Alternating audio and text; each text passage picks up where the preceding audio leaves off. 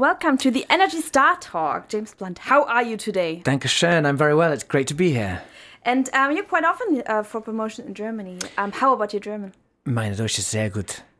Ja, natürlich. Is it enough for ordering a beer?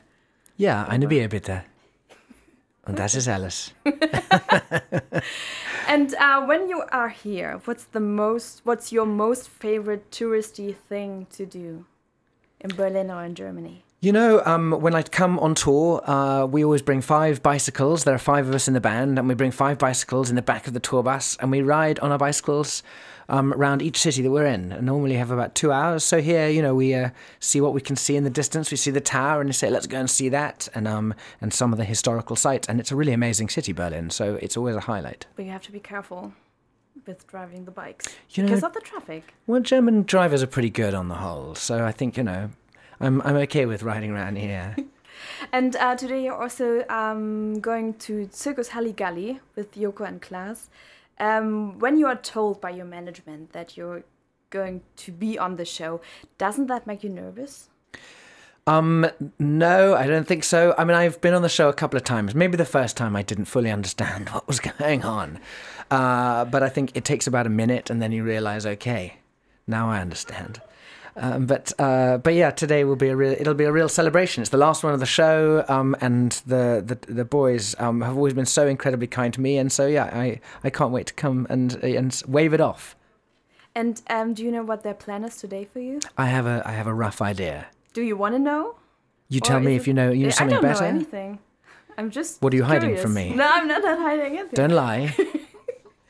And are there any limits for you? I mean. Is there something you wouldn't do on camera? Not many things that I wouldn't do on camera, no. No, not really. I mean, I'm making a solo sex tape at the moment, and which the world hasn't seen. But you know, when I do release it, that will be something special. That will be impressive, and I think you'll see that. No, there's almost nothing that I wouldn't do. In public, what I've done, Yoko and I have kissed in public, and he was a very good kisser. And that was for me, you know, that was just the start. I would have gone much further had I been allowed. And what's in your memory? You've been around for a few years now. What's the most embarrassing thing? Sorry. Yeah, thanks for rubbing that in. Sorry. What's the most embarrassing thing you did on camera or TV or so far? Yeah. Okay. I'm coming on tour in October, and anyone who comes and sees my shows will know that although my music in your mind is sometimes slower, actually the concerts are much more high energy. And of course, because it's high energy, I thought, well, I should jump into the crowd and crowd surf, which I do at most shows. You know, it's a real connection with the audience. And the first time I ever did that, I hadn't really watched anyone else do it, so I just played the piano. I jumped up and I ran and I jumped, and the crowd all got out of the way. And I smacked down on the floor really hard. And then, that was embarrassing. All my friends were watching as well. They were at that concert. The next one I tried, it was Glastonbury in front of 80,000 people. And after I'd crowd surfed and I got back to the stage was too high for me to get back onto. And so there was one person on camera, and I was looking at them saying, please help me. And as I was saying that, I suddenly realized that they were the cameraman broadcasting to the entire nation. And so I was looking into the camera saying, please help me. And it wasn't very cool. But he didn't help you. No, he was busy controlling a camera. Today, it was Monday, and I was in a Monday mood today, and I started my day with your Twitter account, and which is really funny, and I guess you got asked a lot about this. Do you really write all of the tweets yourself? No, I if I'm honest with you, and I'm glad we've raised this, but actually Justin Bieber does write most of them. And how can we imagine you writing tweets in the evening in front of your fireplace? And of course, Justin Bieber. You and Justin Bieber in front of your fireplace and smoking a pipe. No, I'm not really a pipe smoker. I mean, I might be, I don't know. I could be drunk, but those tweets are always more perverse, more rude, more embarrassing in the morning. So the lesson probably is all those kids out there, my piece of advice would be don't drink and tweet. And you do that sometimes? I have known occasionally to do that, and I regret it in the morning. And there was one tweet, I want to know what has come out of it. You said, you wrote, I'll give £5,000 to the last person who retweets your video. Yeah.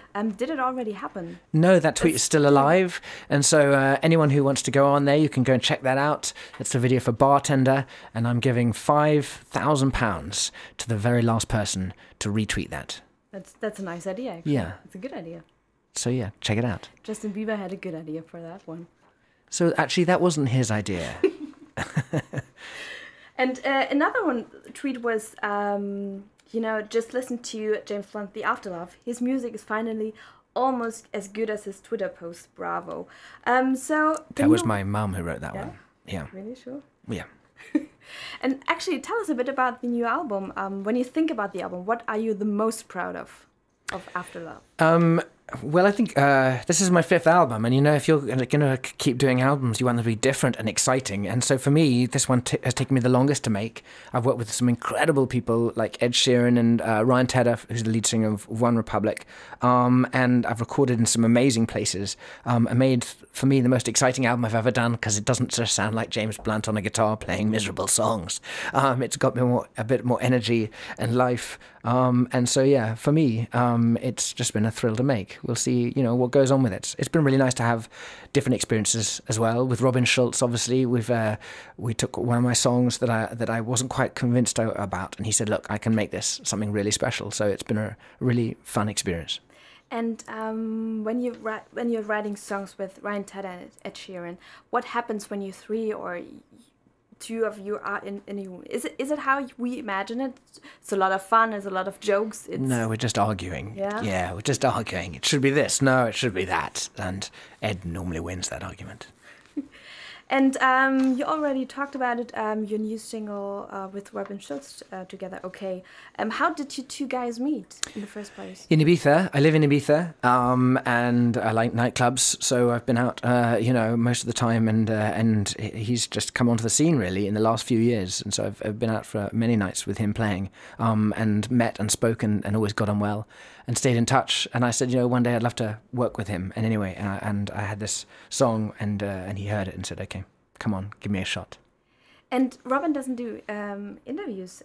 He's quite mysterious or shy. No one knows. How was working with him, or how is he in person? Well, we had great fun. We made a really fun video here in Berlin, and I think it was an awesome little video to do, and really fun working with him as well. But he said he's given me permission to be his representative through any interview, so if you want to ask him any question, ask me, and I can answer them. That's nice. For you. I'm not prepared for that. Okay. So maybe you can come back tomorrow. Yeah, no problem. No problem. So when I started preparing that interview, I had some problems finding questions. I mean, what can you ask James Blunt? What, you want to be a bit kind of entertaining. You've done so many interviews, and you don't want to bore your interview partner. So I checked with the one with the ginger guy over there. He's the funny one. Who? And he had some Flo. Okay. He's just outside. Yeah, he's just outside. And he gave me some random questions. Okay, great. Yeah. I'm so glad that Flo has got involved in this. And first one is, how did you teach Ed Sheeran how to ski? I took him to the top of the mountain. I put 2 skis on his feet. I pointed him down the mountain, and I said, "Go." And you pushed him? No need. Gravity helped. And how did he do in the end? Yeah, he's doing well. He hasn't skied much, but he can get down kind of almost any run now. And for me, it was awesome because, as I say, I taught him how to ski in the day, and at night we went and wrote songs, and that was our deal. So I did pretty well out of it, and we've got one song on my new album called Make Me Better, and it's the song that we wrote, he and I, on our skiing holiday. That's nice. And you 2 guys are going on tour together in the US. What's an essential item you need to bring when touring with Ed Sheeran? Now I need to be polite because he's the boss. What would I say? A camera of some kind, probably on my phone, obviously. But, because I think there are going to be some pretty amazing memories. And some of them we're not going to remember because we're going to be really drunk. So we should try and capture a few memories. But it will be amazing. I'm doing 3 months on the road, around the States, using the Americans as practice before I come here to Germany in October for the real concerts. And when you're going on tour, I mean, you're touring everywhere, I read. And what's the place that you're most looking forward to? Erfurt. But it's nice. It's a nice one. I'm serious. It's awesome. And it's incredible. I've listened to other interviews. Erfurt is an amazing place, and the audience have been incredible to me. And rock on. We're going there in October. You're all invited. Oh, thank you very much. It's a nice place. It's we took our bicycles down the hill from the venue into the city. It was a long ride back up. It was fun to see, but the audience were mental. They were incredible. Do many people go to Erfurt or not? No, not really. You should go. Yeah. It's nice. I hear it's lovely this time of year, but better in October. Better in October. Next question from Flo is, you're a global superstar. What was the last time something funny happened to you because someone didn't recognize you? Well, most people actually, when they do see me, they go, hey, you look just like James Blunt, only smaller. I can hear her on the microphone. But it's a funny answer. Your mom is calling. How do you answer the phone? Well, we call her the command module.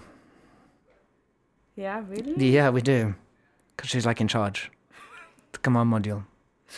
And last question My dad is the fat controller. Last question is, what was the last thing you spent way too much money on? I don't know. I haven't, the things I spend money on are normally worthwhile spending them on. A good bottle of wine. If you've got some, I don't do it on my own. If I've got some friends there, I think no, I haven't been too stupid. Sorry. Pity. Yeah. So thank you so much for the interview. It was only the last question. I hope there were no too Well, rude. I think between you and Flo, I thought you were amazing. Yeah. Thank you.